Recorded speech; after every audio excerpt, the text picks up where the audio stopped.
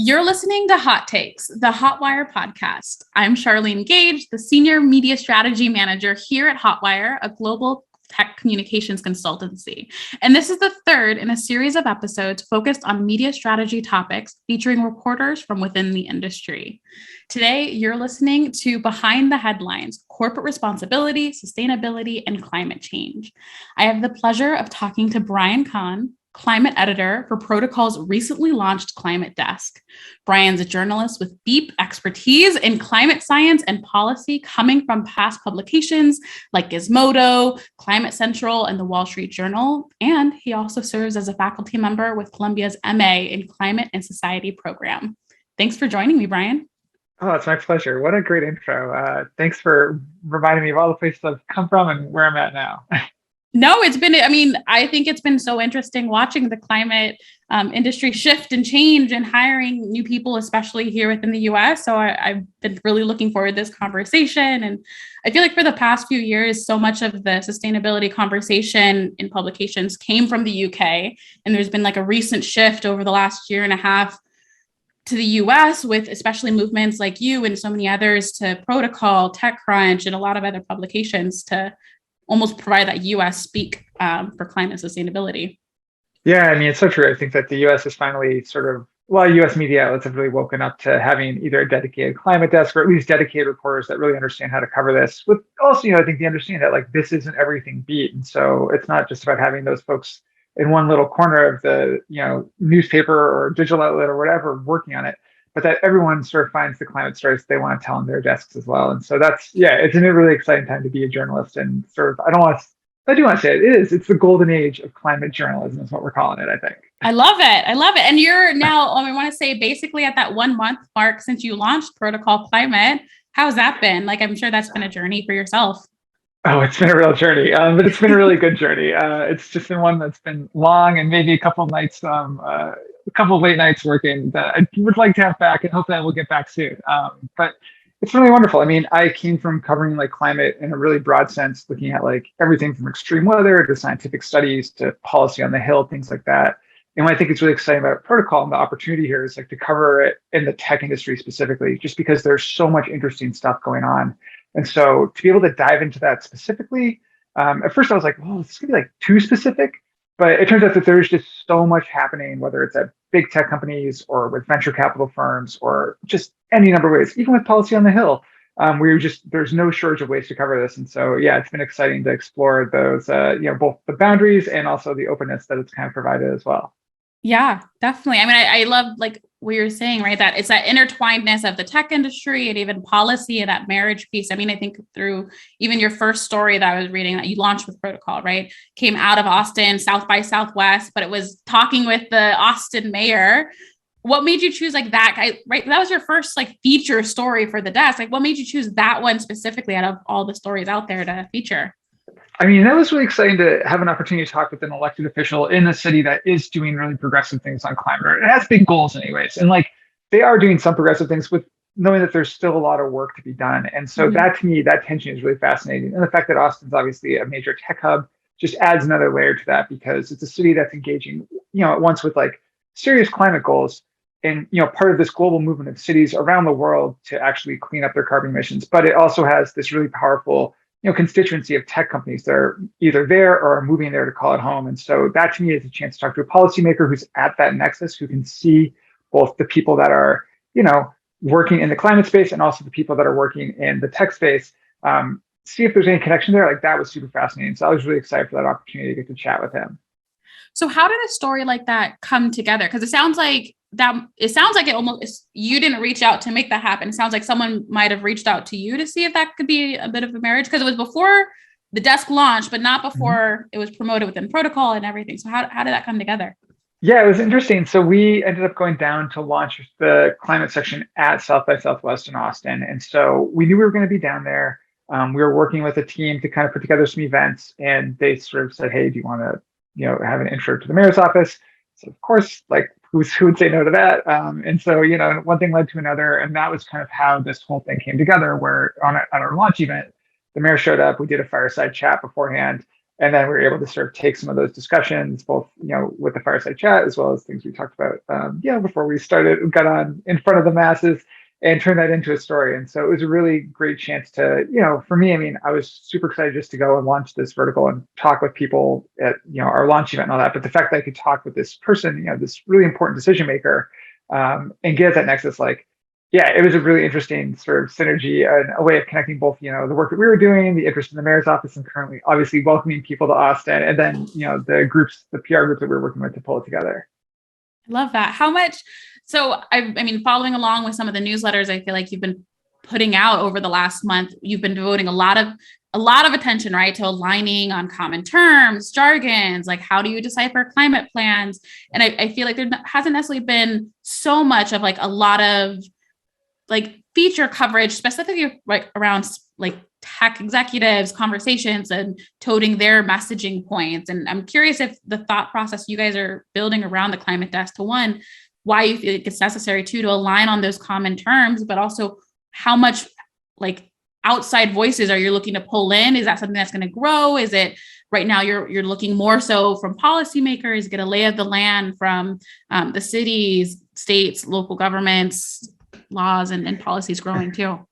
Yeah, I mean, I think we have a couple of goals. I mean, one of them is kind of this mandate, at least initially when I was brought in, where they're we obviously need to get our audience kind of clued in. We need to get them up to a 101 level of knowledge at least. And it turns out that actually what we've discovered in feedback already is that our audience already has a lot of that 101 knowledge. They're looking for the 200 and 300 level stuff, which is great because that's what I want to cover. Not that I don't want to help people get to the base level, but obviously when you can get deep and we can go further into this stuff, that's where you start to find interesting things happen. And so I think, mandate number one is kind of make sure that we're on the same page, be kind of aware that there might be some education and some sort of I don't know, hand holding, but just some guidance along the way to understand what's going on.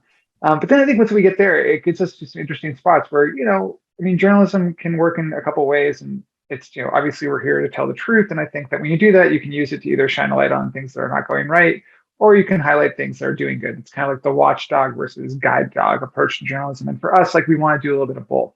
Because there certainly is a lot of, every company now has its climate plan, it has its goals, and they say a lot.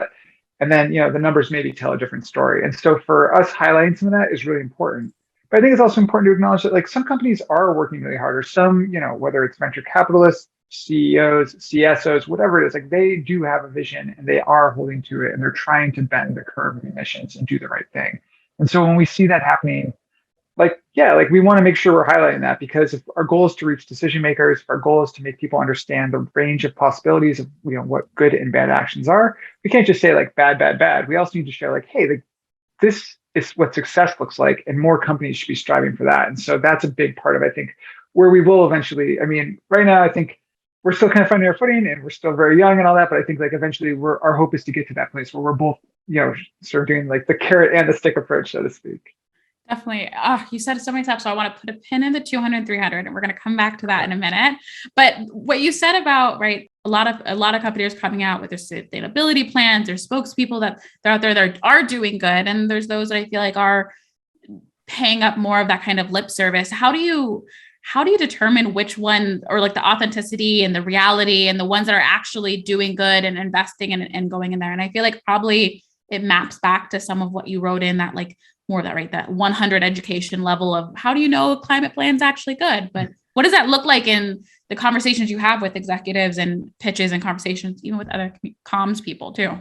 Yeah, I mean, I think for us, it's kind of the most important thing is actually to understand, do you have the data to back up what you've done so far? Mm-hmm. And that's step one. I mean, are you willing to acknowledge when perhaps things aren't going in the right direction and course correct? I mean, that's a big part of it as well. And then I think, the other sort of major chunk of this is, are you talking about what you're going to do in 2050 and saying we'll get there? Or are you saying we want to get here in 2050 and here's our roadmap for 2023, 2024, and so on to get there? Because I think the companies that are making those year by year plans or 5-year plans, whatever increments it are, when you get to a decade plan, maybe that's a little long, but when you're making those shorter term plans, that means that there's a lot more ways to hold you accountable, both as journalists and certainly as the public, to judge the work that you're doing. And so when it comes to talking to people, that's the things that I want to hear. It's okay, great. You've set your net zero carbon emissions by 2050 goal. That's in line with the UN, sort of estimates of how we keep the world within 1.5 degrees Celsius. Great. Like, but what are you going to do to get there? And what are you doing over, especially over the next few years, which are so critical? I mean, the next few years in terms of understanding what the climate will look like for the coming decades, they are so important in terms of deploying clean energy and being serious about efficiency and all these things. And so if companies aren't serious about that stuff, and if they're not syncing up with each other to like coordinate actions, or if they're, still lobbying the government for weaker regulations instead of stronger ones, those are things where I'm like, okay, like these are important sort of guideposts to understand what you're actually doing. Yeah. So for the company that might be new, I would say maybe newer on like the public market, or they're still crafting their own plans. I feel like so often people being maybe econ professionals, executive spokespeople, they don't want to talk about it or lean into it until they have their clean cut messaging plan, or here's our CSR report and ESG reports and stuff like that. It sounds like from your view, it's more so you don't necessarily need that flashy report to show, of course, it's going to help in showing like you're putting a stake in the ground, but it's more about the other actions that are going on behind the scenes, the lobbying, the policies, the investments that people should be able to lean into and have those conversations without a big flashy ESG moment, right? Yeah, I mean, the moment's great, right? Like, and that's like, I mean, when you're looking to get press on something, right? Like, you want the big flashy moment. It totally makes sense. But I think that, like, at the end of the day, like, yeah, it is those kind of nitty gritty things, like whether it's, buying more renewables, whether it is saying like, hey, like, we're going to put a stake in the ground and say we're not going to give money to politicians that block climate action. Like, those are things that, like, or, we're not going to be part of a trade group that is, fighting, whatever it is, like the Build Back Better Act or fill in the blank climate regulation. Like, those things are maybe like less splashy, and like it doesn't, like, you don't put out a report with like a bunch of glossy pages, but like those things really matter. And I think those things in some ways matter a lot more. And so for me, like, that's how, when I want to take something seriously, like that's the thing I look for to see if I'm going to take someone like really seriously on this. And I think, yeah, to speak to your point, like especially like with earlier companies that are, earlier stage or smaller, like their carbon footprints are pretty small. And honestly, like carbon accounting it's complicated, it's challenging. Like, there's a reason that you see, these really intricate accounting, sort of metrics from places like Microsoft and Amazon, right? Because they have the money and the data science to do it. If you're like a much smaller firm, that's a much bigger lift. And so if there are other ways you can kind of show you're serious, that's where I think it starts to get really interesting and like makes me like my ears certainly perk up. Love it. Okay. So 200 and 300, back to that pin. We're going to take that out now. So the story you want to start, you realize your audience is able to understand and want more of that 200, 300 level conversation piece. What are those stories that you want to be telling then? Like what are exciting you that like you can see coming? I feel like I was reading like the story, was it this week or last week, about deep sea mining and the impacts and potential implications for that. Is it something like that? Or there's larger stories that you're looking forward to diving into? Oh, I can't give you my secrets. I can't tell you all my stories I'm working on right now. That's true. But no, I think like, the things that interest me, like, yeah. So like, I think it's talking about some of these, I think that there are a lot of companies doing interesting work. And so rather than being like, how do you make a good climate plan, or, like, what do we need to invest in for renewables? Like, I think I would love to dive, and we will be diving like further into some companies that are doing like super fascinating work, whether it's like, making like special kinds of like technology, like heat pumps to like heat and cool homes. But like, I've written a bit about a company that's done this, so I'm not scooping myself, but like, they're kind of an integrated heat pump system that can like drill into the ground, install the whole system, do it like in a very small lot. They're called Dandelion Energy. Like, they're super fascinating. Or there's a company like, which I would like to write a story about, and they've written about, so I'll let this one out there, but like Block Power is like another company that does fascinating work electrifying homes in low-income communities and bringing in jobs. Like, it's a whole integrated system that I think is just incredible. And so that stuff to me is like, I'm so excited to dive into like those kinds of details of like companies doing interesting work, and putting in that effort, and actually like, I mean, these are the companies that are going to build the future at the end of the day. And so it's a lot more exciting to, I think, write about that than it is to be like, here's how we build the future. Like, here are the little pieces, like the boxes we have to check. It's actually like, where does the rubber hit the road? And so that's the kind of stuff where you're getting to the 200, 300 level that I'm really excited about. I love that. And so I guess in a similar vein, but you don't have to, hopefully this isn't necessarily scooping yourself, but gives a little bit more extra view of the, like, where you're diving in and going beyond those headlines. So as you read some of those sustainability, climate stories, tech stories that are out right now, where do you see that, like a gap or maybe them falling short? And where are you hoping to fill that gap and lead even more so in that kind of conversation in what you cover in your team? I think that so in general, I want to say, like, I think that one of the things that most excited me about working here at Protocol and launching this section was just that there is a big gap. And, even though like it's kind of starting to close a little bit now with like places like TechCrunch hiring climate focused reporters, and, Axios just launched a climate, an energy and venture capital desk, a subscription newsletter. That's, I think, so there's definitely signs of this happening here and there. But I think there just hasn't been that concerted level of like scrutiny of the tech industry, both in terms of a couple things. Like one is its claims versus what it's doing, and another is looking at like the way it influences and shapes policy, especially around climate. And that cuts both ways. I mean, a lot of tech companies are actually really supportive of these recent proposed climate reporting goals put out by the SEC. And so that's great. Like that's actually like they're trying to shape things in a somewhat productive way, but there are other ways that they aren't necessarily. And so I think that this industry just deserves the same amount of scrutiny as what we've seen, at least in the climate realm, of like big oil. And I'm not trying to say that tech companies are equivalent to big oil by any means, although maybe they share some similarities. But I think that when it comes down to it, like the scrutiny on big oil has sort of helped the public understand the role that that industry has played in terms of both shaping climate discourse and shaping the current state of the climate itself by digging up the fossil fuels that have put us in danger.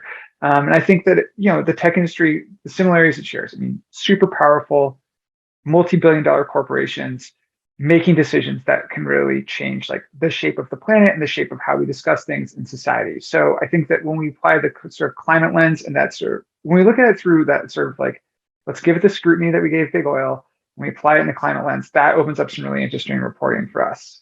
Sorry, I realized I shouldn't be thinking as much. I loved like what you're saying, like as you dive into, right, that like that view of like, it's, I mean, there is a certain level, right, that like the big and the reaching piece of the big tech industry and how much influence that they do wield in putting out announcements or saying like, hey, look, we're doing some really good stuff, but it's not necessarily like that, right? That watchdog guide dog. I love that analogy used.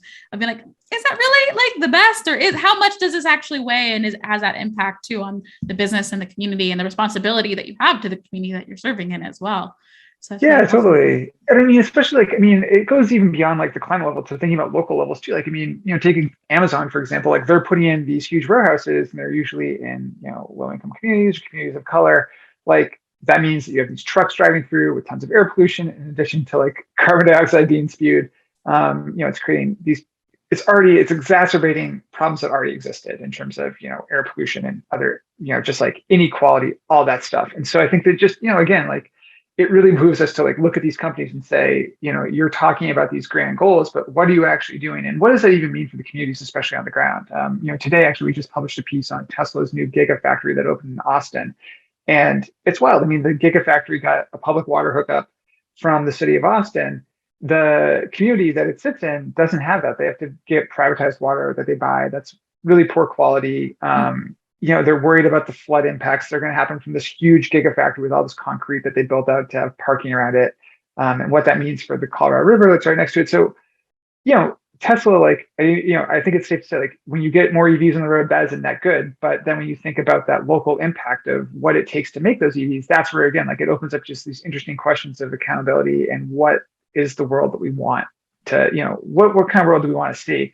And those to me are like really interesting questions as a journalist to like dive into and explore.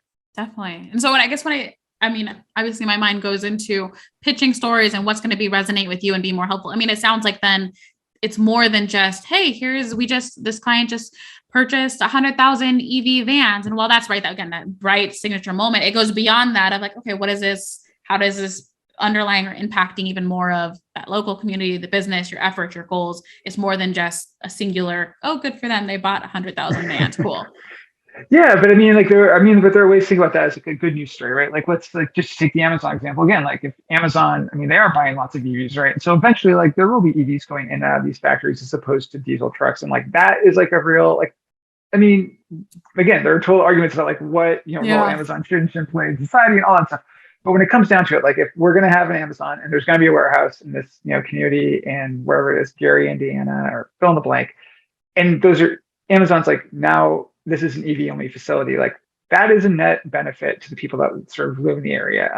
And so, when it comes to thinking about like what is the right way to kind of frame those stories up or pitch them. And I think that is part of it, is like, not just like, how is it good for the climate, but what does that mean for the people that are directly impacted by it, the places where those vans are going to be going in the first place. Nice. Okay. Last question. Okay. I feel like I have to ask this just because now we're officially in April, which means Earth Day is around the corner. And I'm sure your inbox is going to be filling up even more because obviously sustainability is Earth Day, and take a look as people carve out their own talking points and messagings and all that stuff. From your view, what is the pitch that you want to see, or what are the things you're like, maybe let's when executives and clients are like, hey, go make me an Earth Day pitch. What are the elements of success for people trying to show up in your inbox or have those conversations, or how can they be a benefit to you versus how can they maybe just be like, let's save that one until it's more baked. All right, this is a controversial response, but I'm going to say it anyways. I think give me the hot takes. This is the hot take. The hot take is that if you are hearing, if any executives are listening to this, they want to make their Earth Day pitch, or they're bugging you for their Earth Day pitch, my advice to them would be like, don't pitch on Earth Day. Everyone wants that Earth Day news, but everyone wants to get their news release out on Earth Day because it's like the one day, or now it's Earth Week, a year that everyone's sort of like invested. But it's like information overload. I mean, there are a couple periods where this is always the case. Like it's Earth Day, there's Climate Week New York, and then there's the UN Climate Conference. And those are the 3 periods where it's like everyone wants to put their announcement out. And I totally understand that. But like, if you zig when everyone else is zagging, you are much more likely to get a hit on like what you're doing.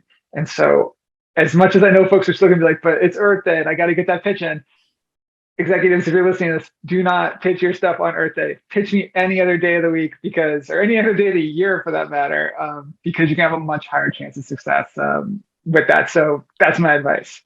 I love it. I think it makes sense. And now your desk is here year round, so they can pitch you year round too. Exactly. Thank you so much for joining me today, Brian. And thanks to everyone listening. I highly recommend you check out and subscribe to Protocol Climate and follow Brian on Twitter.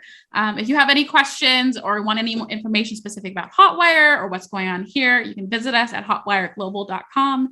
And don't forget to follow me on Twitter at Rules of Charlie as well. Thanks for listening to Hot Takes, and don't forget to subscribe and check us out online.